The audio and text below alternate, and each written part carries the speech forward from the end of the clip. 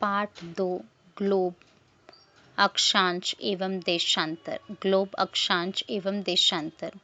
पिछले अध्याय में हम पढ़ चुके हैं कि हमारी पृथ्वी गोलाकार नहीं है। यह उत्तर एवं दक्षिण ध्रुवों पर थोड़ी चपटी तथा मध्य में थोड़ी उभरी हुई है। क्या आप कल्पना कर सकते हैं कि यह कैसी दिखती है? इस संबंध में जानकारी प्राप्त करने के लिए हम इसको सावधानी पूर्वक जो चित्र बना है ग्लोब का, इसको देखते हैं। ग्लोब पृथ्वी का लघु रूप में एक वास्तविक प्रतिरूप है।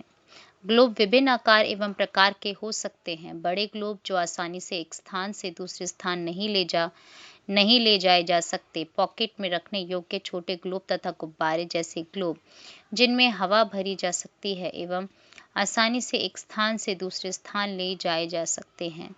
ग्लोब स्थिर नहीं होते हैं, इसे उसी प्रकार घुमाया जा सकता है जैसे कुम्हार का पहिया या लट्टू घूमता है। ग्लोब पर देशों, महाद्वीपों तथा महासागरों को उनके सही आकार में दिखाया जाता है। पृथ्वी के समान किसी गोले पर किसी बिंदु की स्थिति का वर्णन करना कठिन है। अब प्रश्न यह उठता है कि इस पर किसी स्थान की स्थिति कैसे बताई जा सकती है। इसके लिए हमें कुछ बिंदुओं एवं रेखाओं के संदर्भ की आवश्यकता होती है। आप देखेंगे कि एक सुई ग्लोब में झुकी हुई अवस्था में स्थित होती है, जिसे अक्ष कहा जाता है। ग्लोब पर वे दो बिंदु जिनसे होकर सुई गुजरती है, उत्तर तथा दक्षिण ध्रुव हैं। ग्लोब को इस सुई के चारों ओर पृथ्वी की भांति पश्चिम से पूर्व की ओर घुमाया जा सकता है, लेकिन याद रखें इन दोनों में एक अंतर है। पृथ्वी पर वास्तव में ऐसी कोई सुई नहीं होती है। यह अपने अक्ष पर चारों ओर घूमती है, जो एक काल्पनिक रेखा है। एक अन्य काल्पनिक रेखा भी ग्लोब की दो बराबर भागों में बांटती है। इसे विषुवत वृत्त कहा जाता है। पृथ्वी के उत्तर में स्थित आधे भाग को उत्तरी गोलार्ध तथा दक्षिण वाले आधे भाग को दक्षिणी गोलार्ध कहा जाता है। ये दोनों बराबर के आधे भाग होते हैं। इस प्रकार विषुवत वृत्त पृथ्वी पर एक काल्पनिक वृत्त बनाती है एवं यह पृथ्वी पर विभिन्न स्थानों की स्थिति बताने का सबसे महत्वपूर्ण संदर्भ बिंदु है। विषुवत वृत्त से ध्रुवों तक स्थित सभी समांतर वृत्तों को अक्षांश समानांतर रेखाएं कहा जाता है। अक्षांशों को अंश में मापा जाता है। विषुवत वृत्त शून्य अंश अक्षांश को दर्शाती है। चूंकि विषुवत वृत्त से दोनों तरफ ध्रुवों के बीच की दूरी पृथ्वी के चारों ओर के वृत्त का 1/4 है, अतः इसका माप होगा 360 अंश का 1/4 यानी 90 अंश। इस प्रकार 90 अंश उत्तरी अक्षांश उत्तर ध्रुव को दर्शाता है तथा 90 अंश दक्षिणी अक्षांश दक्षिण ध्रुव को। इस प्रकार विषुवत वृत्त के उत्तर की सभी समानांतर रेखाओं को उत्तरी अक्षांश कहा जाता है तथा विषुवत वृत्त के दक्षिण स्थित सभी समांतर रेखाओं को दक्षिणी अक्षांश कहा जाता है। इसलिए प्रत्येक अक्षांश के मान के साथ उसकी दिशा यानी उत्तर या दक्षिण को भी लिखा जाता है। सामान्यतः इसे उ या द अक्षर से व्यक्त किया जाता है। उदाहरण के लिए महाराष्ट्र में चंद्रपुर एवं ब्राजील, दक्षिण अमेरिका में बेलो होरिज़ोंटे दोनों एक ही अक्षांश 20 अंश पर स्थित हैं, लेकिन चंद्रपुर विषुवत वृत्त के 20 अंश उत्तर में एवं बेलो होरिज़ोंटे विषुवत वृत्त के 20 अंश दक्षिण में स्थित हैं। इसलिए हम कहते हैं कि चंद्रपुर 20 डिग्री उत्तर अक्षांश पर तथा बेलो होरिज़ोंटे 20 डिग्री दक्षिण अक्षांश पर स्थित है। चित्र 2/2 से स्पष्ट है कि जैसे जैसे हम विषुवत वृत्त से दूर जाते हैं, अक्षांशों का आकार घटता जाता है। महत्वपूर्ण अक्षांश समानांतर रेखाएं।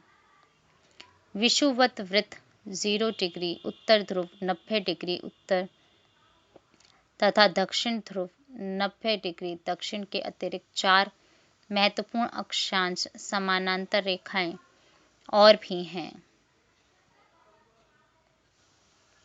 ये हैं, पहला, उत्तरी गोलार्ध में कर्क रेखा 23.5 डिग्री उत्तर, दूसरा दक्षिणी गोलार्ध में मकर रेखा 23.5 डिग्री दक्षिण, तीसरा विषुवत वृत्त के 66 डिग्री उत्तर में उत्तर ध्रुव वृत्त, चौथा विषुवत रेखा के 66 डिग्री दक्षिण में दक्षिण ध्रुव वृत्त।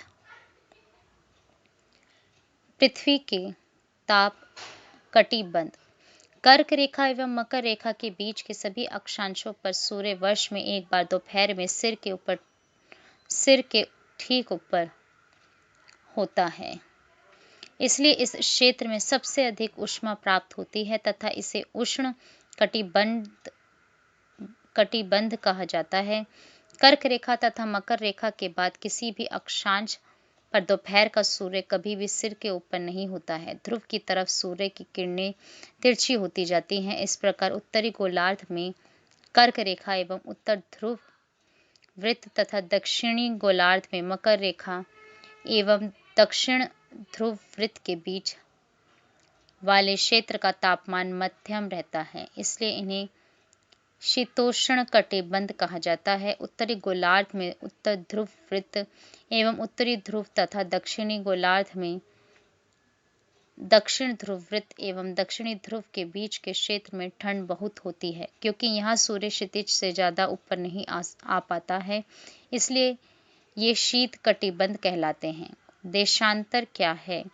किसी स्थान की स्थिति को बताने के लिए उस स्थान के अक्षांश के अतिरिक्त कुछ और जानकारियों की आवश्यकता भी होती है। आप देख सकते हैं कि प्रशांत महासागर में स्थित टोंगा द्वीप एवं हिंद महासागर में स्थित मॉरिशस द्वीप एक ही अक्षांश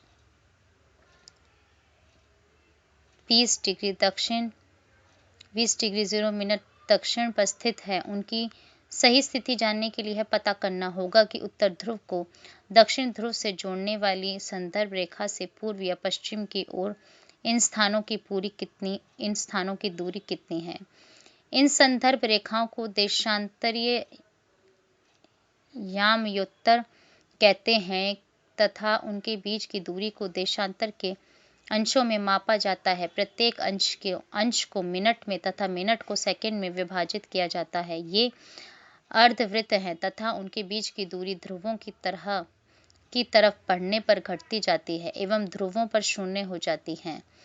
जहाँ सभी देशांतरीय यामयोत्तर आपस में मिलती हैं, अक्षांश समानांतर रेखाओं से भिन्न सभी देशांतरीय यामयोत्तरों की लंबाई समान होती है, इसलिए इन्हें सिर्फ मुख्य संख्याओं में व्यक्त करना कठिन था। तब सभी देशों ने निश्चय किया कि ग्रीनिच, जहाँ ब्रिटिश राज के वेधशाला स्थित है, से गुजरने वाली यामयोत्तर से पूर्व और पश्चिम की ओर गिनती शुरू की जाए। इस यामयोत्तर को प्रमुख यामयोत्तर कहते हैं।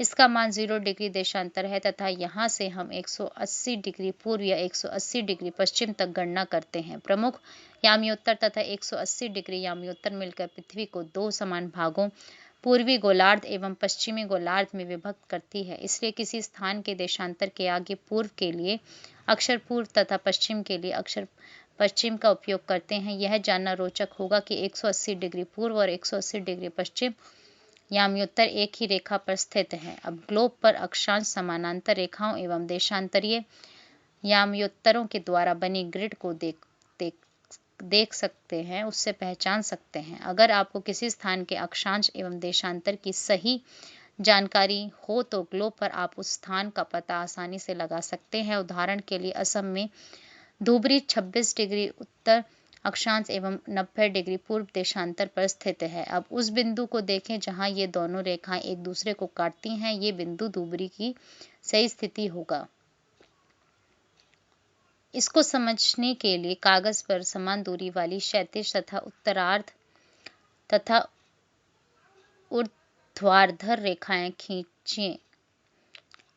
ऊर्ध्वाधर रेखाओं को संख्या 1, 2, 3, 4 से तथा क्षैतिज रेखाओं को क, ख, ग, घ, ण अक्षरों से व्यक्त करें। जिन बिंदुओं पर ये ऊर्ध्वाधर एवं क्षैतिज रेखाएं एक दूसरे को काटती हैं, वहां कुछ छोटे वृत्त खींचिए। इन छोटे वृत्तों को अ, ब, स, द तथा ध नामों से व्यक्त कीजिए।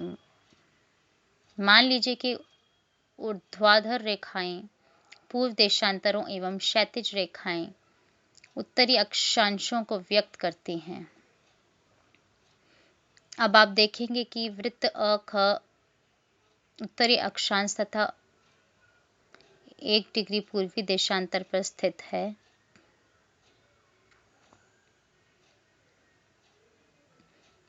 अन्य वृत्तों की स्थिति इसी तरह से ज्ञात करें। देशांतर और समय। समय को मापने का समय अच्छा साधन पृथ्वी, चंद्रमा एवं ग्रहों की गति है। सूर्योदय एवं सूर्यास्त प्रतिदिन होता है, अतः स्वाभाविक ही है कि यह पूरे विश्व में समय निर्धारण का सबसे अच्छा साधन है। स्थानीय समय का अनुमान सूर्य के द्वारा बनने वाली परछाई से लगाया जा सकता है, जो दोपहर में सबसे छोटी एवं सूर्योदय तथा सूर्यास्त के समय सबसे लंबी होती है। ग्रीनिच पर स्थित प्रमुख याम्योत्तर पर सूर्य जिस समय आकाश के सबसे ऊंचे बिंदु पर होगा, उस समय याम्योत्तर पर स्थित सभी स्थानों पर दोपहर होगी। चूंकि पृथ्वी पश्चिम से पूर्व की ओर चक्कर लगाती है, अतः वे स्थान जो ग्रीनिच के पूर्व में हैं, उनका समय ग्रीनिच समय से आगे होगा तथा जो पश्चिम में है उनका समय पीछे होगा। समय के अंतर की दर की गणना निम्नलिखित विधि से की जा सकती है।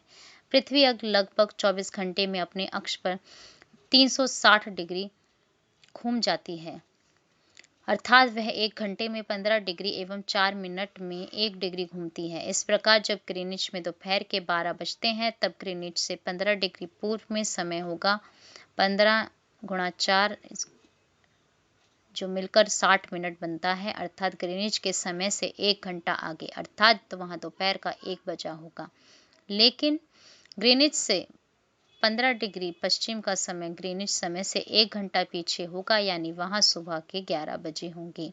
इसी प्रकार जब ग्रीनिच पर दोपहर के 12 बजे होंगे, उस समय 180 डिग्री पर मध्य रात्रि होगी। किसी भी स्थान पर जब सूर्य आकाश में अपने उच्चतम बिंदु पर होता है दोपहर में, उस समय घड़ी में दिन के 12 बजते हैं। इस प्रकार घड़ी के द्वारा दिखाया गया समय उस स्थान का स्थानीय समय होगा। आप देख सकते हैं कि दिए गए देशांतरीय याम्योत्तर पर सभी स्थानों का स्थानीय समय समान है। हम मानक समय क्यों मानते हैं? अलग अलग याम्योत्तर पर स्थित स्थानों के स्थानीय समय में अंतर होता है। उदाहरण के लिए, बहुत से देशांतरों से होकर गुजरने वाली रेलगाड़ियों के लिए समय सारणी तैयार करना कठिन होगा। भारत में गुजरात के द्वारका तथा असम के डिब्रूगढ़ के स्थानीय समय में लगभग 1 घंटा 45 मिनट का अंतर होगा। इसलिए यह आवश्यक है कि देश के मध्य भाग से होकर गुजरने वाली किसी याम्योत्तर के स्थानीय समय को देश का मानक समय माना जाए। इस याम्योत्तर रेखा के स्थानीय समय को पूरे देश का मानक समय माना जाता है। भारत में 82.5 डिग्री पूर्व यानी 82 डिग्री 30 मिनट पूर्व को मानक याम्योत्तर माना गया है। इस याम्योत्तर के स्थानीय समय को पूरे देश का मानक समय माना जाता है। इसे भारतीय मानक समय के नाम से जाना जाता है। कबीर भोपाल के निकट एक छोटे से नगर में रहता है। वह अपने मित्र आलोक से कहता है कि वे लोग आज रात्रि में नहीं सो पाएंगे। भारत एवं इंग्लैंड के बीच एक क्रिकेट मैच लंदन में 2 बजे अपराह में शुरू होगा, अर्थात भारत के समय अनुसार मैच शाम के 7:30 बजे शुरू होगा तथा देर रात्रि में समाप्त होगा। क्या आप जानते हैं कि भारत एवं इंग्लैंड के बीच समय में क्या अंतर है? भारत ग्रीनिच के पूर्व 82 डिग्री 30 मिनट पूर्व में स्थित है तथा यहाँ का समय ग्रीनिच समय से 5 घंटा 30 मिनट आगे है। इसलिए जब लंदन में दोपहर के 2 बजे होंगे, तब भारत में शाम के 7:30 बजे होंगे। कुछ देशों का देशांतरीय विस्तार अधिक होता है, जिसके कारण वहाँ एक से अधिक मानक समय अपनाए गए हैं। उदाहरण के लिए, रूस में 11 मानक समयों को अपनाया गया है। पृथ्वी को एक एक घंटे वाले 24 समय क्षेत्रों में बांटा गया है। इस प्रकार प्रत्येक समय क्षेत्र 15 डिग्री देशांतर तक के क्षेत्र को घेरता है। आओ कुछ करके सीखें। एक बड़ा सा गोलाकार आलू या गेंद लें। स्वेटर बुनने वाली सलाई को इसके अंदर घुसा दें। ये सलाई ग्लोब पर दर्शाए गए अक्ष के अनुरूप है। अब आप इस आलू या गेंद को उसके अक्ष पर बाएं से दाएं घुमा सकते हैं। क्या आप जानते हैं अपने स्थान से ध्रुव तारे का कोण माप कर आप अपने स्थान का अक्षांश जान सकते हैं।